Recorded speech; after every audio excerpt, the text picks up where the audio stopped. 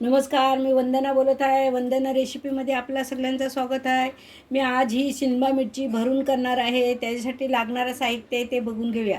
हे बघा, मी अर्धी वाटी बेसन घेतलेलं आहे, अर्धी वाटी नारळाचा भुरा घेतलेला आहे आणि थोडीशी मी हळद घालणार आहे, थोडा लाल तिखट घालणार आहे आणि धना पावडर, चवीपुरतं मीठ घालणार.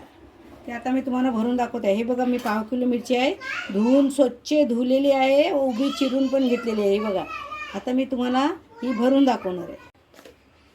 हे बघा, मी बेसन घेतलेलं आहे, थोडासा नारळाचा भुरा घेतलेला आहे आणि हा बघा आता चवीपुरतं मीठ घालत आहे आणि थोडीशी हळद घालत आहे, थोडासा धने पावडर घेतलेली आहे आणि थोडीशी काश्मीरी मिरची घेतलेली आहे.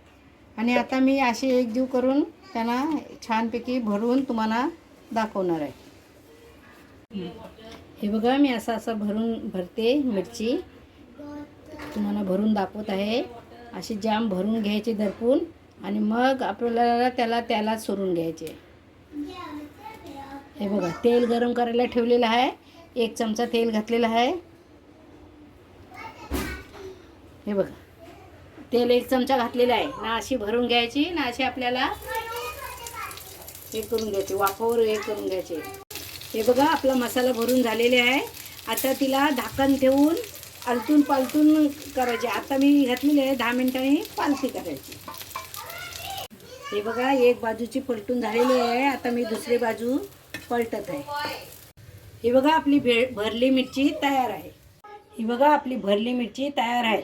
तुम्हाला माझी रेसिपी आवडली तर माझ्या चॅनलला लाईक करा, सबस्क्राईब करा, बेल आयकॉनला क्लिक करा.